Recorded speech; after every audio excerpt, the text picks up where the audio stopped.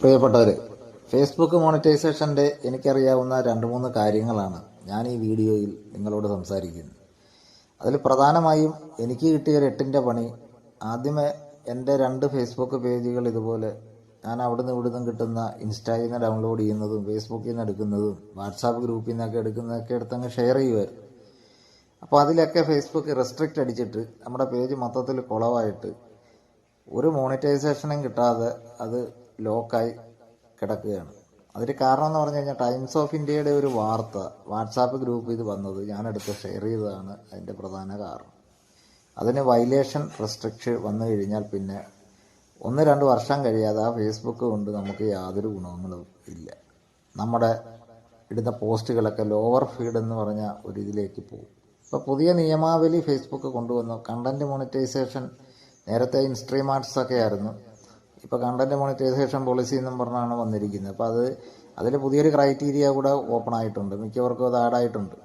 പലരും പോസ്റ്റ് എടുത്ത് ശ്രദ്ധയിൽപ്പെട്ടു.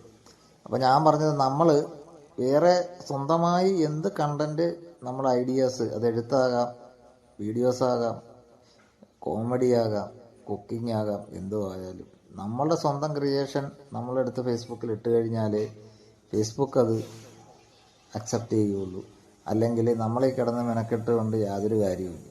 ഇതിലെന്തെങ്കിലും വരുമാനം നേടണമെന്ന് ആഗ്രഹമുള്ളവരും നേടിയിട്ടുള്ളവരും പലരും പറഞ്ഞ ഒരു അഭിപ്രായം തന്നെയാണ് അത്. ഏറെക്കുറെ ഇപ്പോൾ എനിക്കും ശരിയായിട്ട് തോന്നി. കാരണം നമുക്ക് പണി കിട്ടിയപ്പോഴാണ് നമ്മളത് മനസ്സിലായത്. അതുപോലെ തന്നെ ഒരു കാര്യം, ഈ 5K ഫ്രണ്ട്സിന് മുകളിലോട്ട് നമുക്ക് പുതിയതായി വരുന്ന സുഹൃത്തുക്കളെ ആഡ് ചെയ്യാൻ പറ്റില്ല. അതും ഫേസ്ബുക്ക് നിയമാവലിയിൽ ഉൾപ്പെട്ടതാണ്.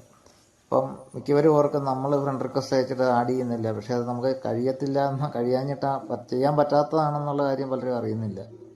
അപ്പം അങ്ങനെയുള്ള സുഹൃത്തുക്കൾ ക്ഷമിക്കുക. നിങ്ങൾ നമ്മളെ ഫോളോ ചെയ്ത് കഴിഞ്ഞാൽ നമ്മുടെ ഫ്രണ്ട് ലിസ്റ്റിൽ നമ്മുടെ ഇടുന്ന വീഡിയോ പോസ്റ്റുകളൊക്കെ നിങ്ങൾക്ക് കാണുവാൻ സാധിക്കുന്നതാണ്. അപ്പോൾ അതുപോലെ തന്നെ ഓരോ ക്രൈറ്റീരിയ, പിന്നെ സ്റ്റാർ ചലഞ്ച്, എനിക്കൊരു സ്റ്റാർ തരുമെന്ന് ഞാനും ഇട്ടിട്ടുണ്ട് പോസ്റ്റ്. പക്ഷേ അത് ശുദ്ധ മണ്ടത്തരമാണെന്ന് പിന്നീട് അറിയാൻ കഴിയും. ഫേസ്ബുക്കിൻ്റെ പുതിയ നിയമാവലിയെക്കുറിച്ച് പഠിച്ചുകൊണ്ടാണ് ഞാൻ ഇക്കാര്യങ്ങൾ പറയുന്നത്. കാരണം നമ്മളൊരു സ്റ്റാർ ചലഞ്ച് 100 രൂപ ഇല്ലെങ്കിൽ കൊടുത്ത് അച്ചീവ് ചെയ്യുകയോ ആർക്കെങ്കിലും കൊടുക്കുകയോ തിരിച്ച് മേടിക്കുകയോ ചെയ്തു കഴിഞ്ഞാൽ തന്നെ അവരതിൻ്റെ ഇരട്ടിയായിട്ട് വേറൊരു ചലഞ്ച് നമുക്ക് തരും. അപ്പോൾ അതിലൊരു കാര്യമില്ല. അപ്പോൾ അത് മൈൻഡ് ചെയ്യാതെ നമ്മൾ നമ്മുടെ വീഡിയോ, റീൽസുകൾ ഇതൊക്കെ ഇട്ട് മുന്നോട്ട് പോവുക. കഴിവതും മ്യൂസിക്, എൻ.ജി. ശ്രീകുമാർ, ചിത്ര, യേശുദാസിൻ്റെയൊക്കെ മിക്ക പാട്ടുകളും കോപ്പിറൈറ്റ് ക്ലെയിം അവർ കൊടുത്തിട്ടുള്ളതാണ്. അങ്ങനെയുള്ള മധു ബാലകൃഷ്ണൻ്റെ 1-2 സോങ്സിനൊക്കെ ഉണ്ട്. അപ്പോൾ അത് ചെയ്തു കഴിഞ്ഞാൽ നമുക്കത് റിജക്റ്റ് ആകുന്നതാണ്. ആ വീഡിയോ ഇതാവും. അത് നമുക്ക് ഡിലീറ്റ് അടിച്ച് കളയാം. പോസ്റ്റ് ഇടുമ്പോൾ തന്നെ അത് ശ്രദ്ധിച്ചു കഴിഞ്ഞാൽ ഓട്ടോമാറ്റിക്കായിട്ട് നമുക്ക് ഡിലീറ്റ് ചെയ്ത് കളയാവുന്നതാണ്.